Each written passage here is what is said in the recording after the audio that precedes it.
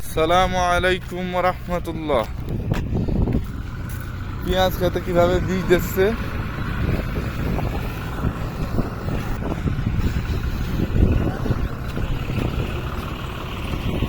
ए बंधु भाई, इस दवा में क्या होगा? ये घास सब मर जाएगा। এটা হচ্ছে বীজ দেওয়ার মেশিন। হ্যাঁ,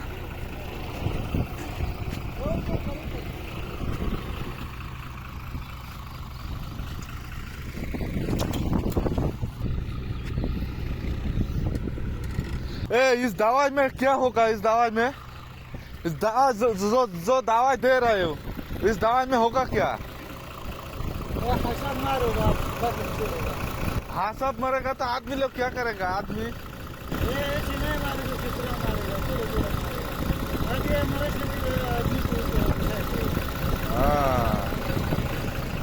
আধুনিক সুযোগ সুবিধা আসার পরে আমাদের মতন এসব কৃষকদের যেমন সুবিধা হয়েছে, যারা কামলা দেয়, যারা কাজ কাম করে, তাদের রিজিকও উঠে যাচ্ছে আস্তে আস্তে। তারা কি কাজ করবে এখন? যদি হচ্ছে আপনার এই ডিজিটাল পদ্ধতি না আসতো, তাহলে একটা সাধারণ মানুষ এনে অনেক কৃষক কাজ করতে পারতো।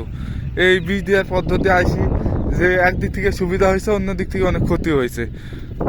আমরা অনেক আনন্দিত একদিক থেকে, আবার অনেক দুঃখও পাইছি। আসসালামু আলাইকুম। কি করেন ভাই? আমাদের কাজ কাম ভাই নাই। সৌদি আরবে ভাই আধুনিক একটা মেশিন বেরিয়েছে। এই 50 জনের কাম এক মেশিনই করে দেয়। আগে 100 টাকা করে দিত, 50 জনের হয়তো 5000 টাকা।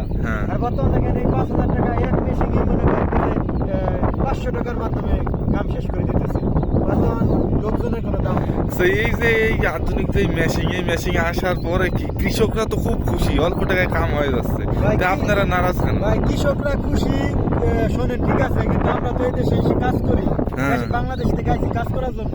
এখন মনে করেন আমাদের কাম নাই। আগে আমরা এগুলো ঘাস উঠাইলে 80 টাকা করে দিত দিন, আর এখন ভাই দেয় না। এখন এই মেশিন দিয়ে মাইরে ফেলায় ঘাস। মানে বীজ দেশে এই ঘাস মরে যাচ্ছে নাকি? হ্যাঁ, বীজ দিচ্ছে, বিষে ঘাস মরে যাচ্ছে। তাহলে তো আমাদের সমস্যা। কাজ কাম না থাকলে তো পরিবারও টাকা পয়সা তো পাঠানো যাচ্ছে না, খুব কষ্ট, খুব সমস্যার ভিতরে আছি ভাই। তাহলে এখন কি কাজ কাম নাই? এখন কাজ কাম নাই ভাই, 1 মাস ধরে বসা ভাই, 1 মাস ধরে বসে আছি, কাজ কাম নাই।